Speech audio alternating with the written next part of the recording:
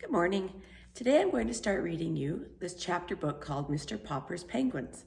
And I'll read one or two chapters for each little video, and then I'll put them in a playlist so you can listen to the whole thing, or you can stop it and listen to whichever chapters you get to.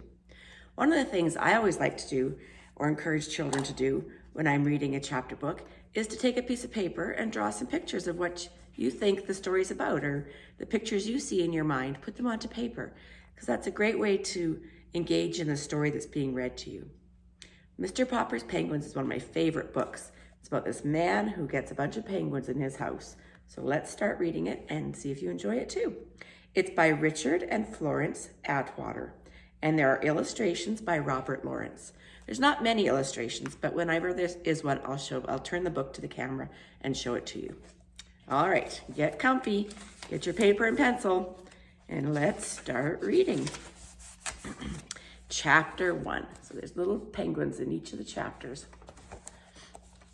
It was an afternoon in late September. In the pleasant little city of Stillwater, Mr. Popper, the house painter, was going home from work. He was carrying his buckets, his ladders, and his boards, so that he had rather a hard time moving along. He was splattered here and there with paint and calcimine, and there were bits of wallpaper clinging to his hair and whiskers, for he was rather an untidy man.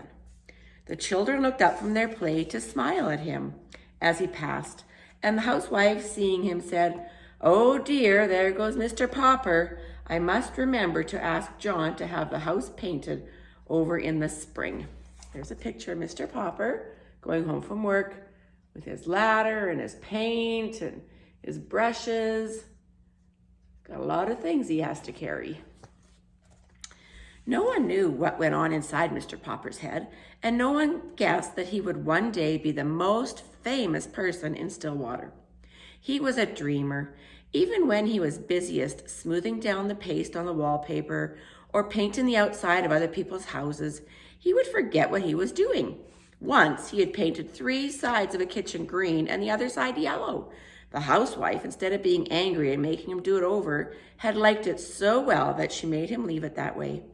And all the other housewives, when they saw it, admired it too, so that pretty soon everybody in Stillwater had 2 colored kitchens.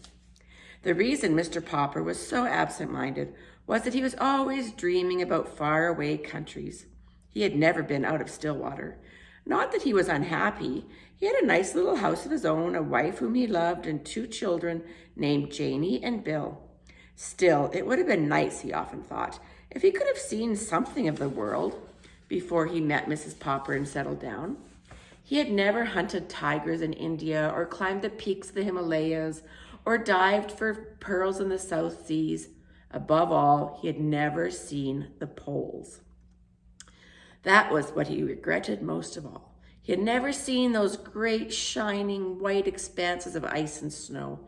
How he wished that he had been a scientist instead of a house painter in Stillwater, so that he might have joined some of the great polar expeditions. Since he could not go, he was always thinking about them.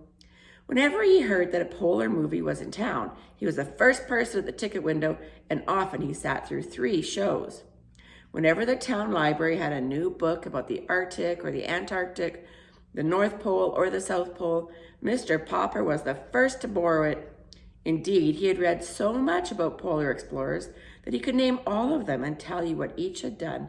He was quite an authority on the subject. His evenings were the best time of all. Then he could sit down in his little house and read about those cold regions at the top and bottom of the earth. As he read, he could take the little globe that Janie and Bill had given him the Christmas before and search out the exact spot he was reading about. So now, as he made his way through the streets, he was happy because the day was over and because it was the end of September. When he came to the gate of the neat little bungalow at 432 Proudfoot Avenue, he turned in. "Well, my love," he said, setting down his buckets and ladders and boards and kissing Mrs. Popper, "the decorating season is over. I have painted all the kitchens in Stillwater. I have papered all the rooms in the new apartment building on Elm Street. There is no more work until spring, when people will want their houses painted." Mrs. Popper sighed. "I sometimes wish you had the kind of work that lasted all year instead of just from spring until fall," she said. "It would be nice to have to have you home for a vacation, of course, but it is a little hard to sweep with a man sitting around reading all day. I could decorate the house for you. No, indeed, said Mrs. Popper firmly. Last year you painted the bathroom 4 different times because you had nothing else to do, and I think that is enough of that. But what worries me is the money. I have saved a little, and I dare say we can get along as we have other winters. No more roast beef, no more ice cream, not even on Sundays. Shall we have beans every day? Asked Janie and Bill, coming in from play. I'm afraid so, said Mrs. Popper. Anyways, go wash your hands, get ready for supper, and Papa, put away this litter of paints because you won't be needing them for quite a while. All right, let's go to chapter 2. Chapter 2. The Voice in the Air. That evening, when the little Poppers had been put to bed, Mr. and Mrs. Popper settled down for a long, quiet evening. The neat living room at 432 Proudfoot Avenue was much like all the other living rooms in Stillwater, except that the walls were hung with pictures from the National Geographic magazine. Mrs. Popper picked up her mending while Mr. Popper collected his pipe, his books, and the globe. From time to time, Mrs. Popper sighed a little as she thought about the long winter ahead. Would there really be enough beans to last, she wondered. Mr. Popper was not worried, however. As he put on his spectacles, he was quite pleased at the prospect of a whole winter of reading travel books with no work to interrupt him. He set his little globe beside him and began to read. What are you reading? Asked Mrs. Popper.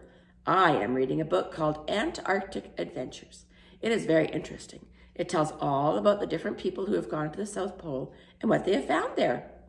Don't you ever get tired of reading about the South Pole? No, I don't. Of course, I would much rather go there than read about it. But reading is the next best thing.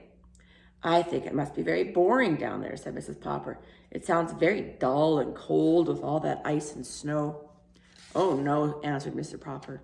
You wouldn't think it was dull if you had gone with me to see the movies of the Drake expedition at the Bayou last year.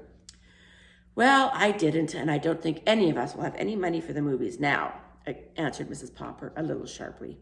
She was not at all a disagreeable woman, but she sometimes got rather cross when she was worried about the money. If you had gone, my love, went on Mr. Popper, you would have seen how beautiful the Antarctic is.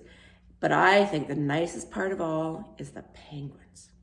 No wonder all the men on that expedition had such a good time playing with them. They are the funniest birds in the world. They don't fly like other birds. They walk erect like little men. When they get tired of walking, they just lie down on their stomachs and slide. It would be very nice to have one of them as a pet. Pets, said Mrs. Popper. First it's Bill wanting a dog, and then Janie begging for a kitten. Now you and penguins? But I won't have any pets around. They make too much dirt in the house, and I have enough work now, trying to keep this place tidy. To say nothing of what it costs to feed a pet. Anyways, we have the bowl of goldfish. Penguins are very intelligent, continued Mr. Popper. Listen to this, Mama. It says that when they want to catch some shrimps, they all crowd over to the edge of an ice bank. Once, only they don't just jump in, because a sea leopard might be waiting to eat the penguins. So they crowd and push until they manage to shove one penguin off to see if it's safe. I mean, if he doesn't get eaten up, the rest of them know it's safe for them all to jump in. Dear me, said Mrs. Popper in a shocked tone. They sound to me like pretty heathen birds. It's a queer thing, said Mr. Popper, that all the polar bears lived at the North Pole and all the penguins at the South Pole. I should think the penguins would like the North Pole too, if only they knew how to get there. At 10 o'clock, Mrs. Popper yawned and laid down her mending. Well, you can go on reading about those birds, but I am going to bed. Tomorrow is Thursday, September 30th, and I have to go to the First Lady meeting of the Ladies' Aid and Missionary Society. September 30th, Mr. Popper said in an excited tone. You don't mean that tonight is Wednesday, September 29th? Well, yes, I suppose it is, but what of it? Mr. Popper put down his book of the Antarctic Adventures and moved hastily to the radio. What of it? He repeated, pushing the switch. Why, this is the night the Drake Antarctic expedition is going to start broadcasting. That's nothing, said Mrs. Popper. Just a lot of men at the bottom of the world saying, hello, Mama, hello, Papa. Shh, commanded Mr. Popper, laying his ear close to the radio. There was a buzz, and then suddenly from the South Pole, a faint voice floated out into the Popper living room. "This is Admiral Drake speaking. Hello, Mama. Hello, Papa. Hello, Mr. Popper." "Gracious goodness," exclaimed Mrs. Popper. "Did he say Papa or Popper?" "Hello, Mr. Popper, up there in Stillwater. Thanks for your nice letter about the pictures of our last expedition. Watch for an answer, but not by letter, Mr. Popper. Watch for a surprise. Signing off, signing off." "You wrote to Admiral Drake?" "Yes, I did," Mr. Popper admitted. "I wrote and told him how funny I thought the penguins were." "Well, I never," said Mrs. Popper, very much impressed. Mr. Popper picked up his little globe and found the Antarctic. "And to think he spoke to me all the way from there, and he even mentioned me by name. Mama, what do you suppose he means by a surprise?"